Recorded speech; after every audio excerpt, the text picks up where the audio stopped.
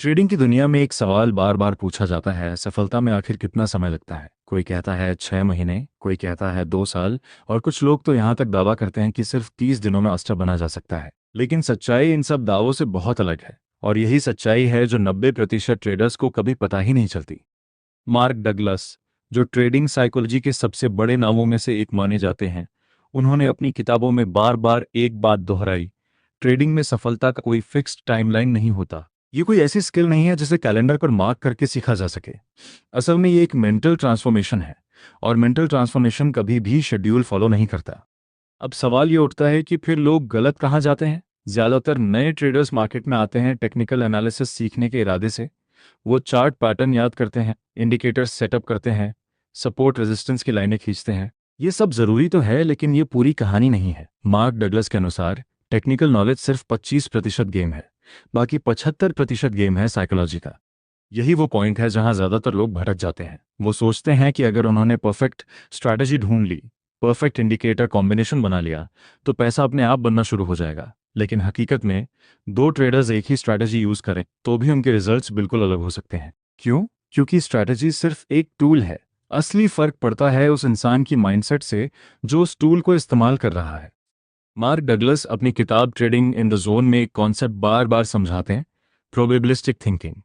इसका मतलब है हर ट्रेड को एक इंडिविजुअल इवेंट की तरह नहीं, बल्कि एक बड़े सैंपल साइज के पार्ट की तरह देखना। जब कोई ट्रेडर एक ट्रेड को अकेले देखता है तो वो हर लॉस को पर्सनल फेलियर की तरह महसूस करता है।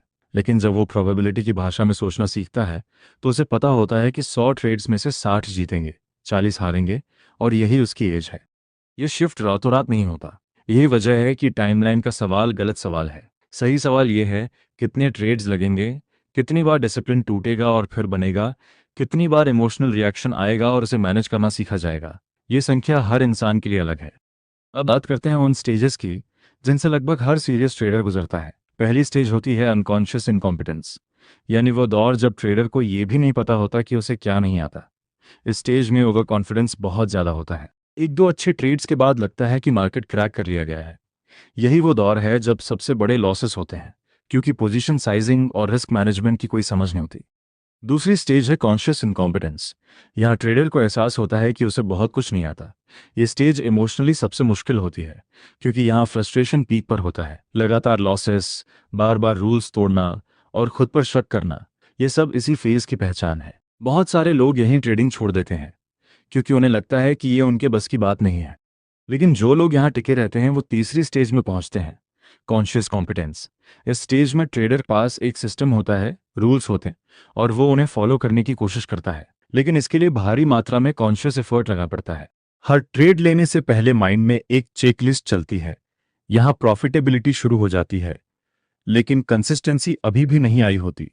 और आखिरी स्टेज है अनकॉन्शियस कॉम्पिटेंस, जहां डिसिप्लिन अब कोशिश नहीं बल्कि आदत बन चुकी होती है। यहाँ ट्रेडर इमोशंस को मैनेज नहीं करता, बल्कि इमोशंस उसे डिस्टर्ब ही नहीं करते। ये वो स्टेज है जिसे असली मास्टरी कहा जा सकता है, और यहाँ तक पहुँचने में सालों लग सकते हैं। कुछ के लिए 2 साल, कुछ के लिए 5 साल, और कुछ के लिए इससे भी ज़्यादा। मार्क डगलस का एक बहुत मशहूर कोट है: the risk is always there, no matter what you do. इसका मतलब है कि रिस्क को खत्म नहीं किया जा सकता, सिर्फ मैनेज किया जा सकता है। जो ट्रेडर्स रिस्क को खत्म करने की कोशिश में लगे रहते हैं, मतलब परफेक्ट एंट्री, परफेक्ट टाइमिंग ढूंढने में, वो असल में अपनी एनर्जी गलत जगह लगा रहे होते हैं।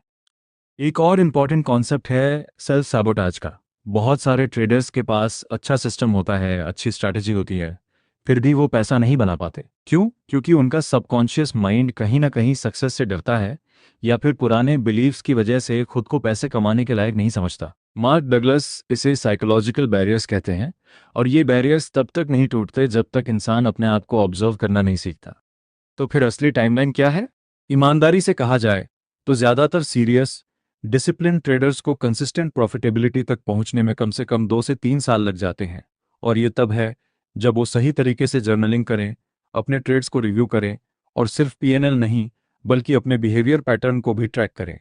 जो लोग बिना जर्नल के, बिना रिव्यू के ट्रेड करते हैं, उनके लिए ये टाइमलाइन और भी लंबी हो सकती है। कई बार 5 साल, 10 साल भी लग जाते हैं, और कुछ लोग कभी वहां पहुंच ही नहीं पाते। लेकिन यहाँ एक पॉजिटिव एंगल भी है। ये टाइमलाइन इतनी लंबी इसलिए नहीं है क्योंकि ट्रेडिंग बहुत मुश्किल है। ये इसलिए लंबी है क्योंकि ज़्यादातर लोग गलत चीज़ों पर फोकस करते हैं। जो टाइम इंडिकेटर्स ढूंढने में जाता है वो टाइम अगर सेल्फ अवेयरनेस बनाने में लगाया जाए, रिस्क मैनेजमेंट सीखने में लगाया जाए और इमोशनल कंट्रोल पर काम करने में लगाया जाए तो ये टाइमलाइन काफ़ी शॉर्ट हो सकती है। मार्क डगलस बार बार एक बात पर जोर देते हैं, कंसिस्टेंसी का मतलब हर ट्रेड जीतना नहीं है। कंसिस्टेंसी का मतलब है हर ट्रेड में एक जैसा प्रोसेस फॉलो करना, चाहे रिजल्ट कुछ भी हो। जो ट्रेडर सिर्फ रिजल्ट पर फोकस करता है वो हमेशा इमोशनल रोलर कोस्टर में रहता है, लेकिन जो प्रोसेस पर फोकस करता है वो धीरे धीरे अनकॉन्शियस कॉन्फिडेंस की तरफ बढ़ता है। अंत में एक ज़रूरी बात यह समझनी चाहिए, ट्रेडिंग सक्सेस कोई डेस्टिनेशन नहीं है, ये एक कंटिन्यूस प्रोसेस है।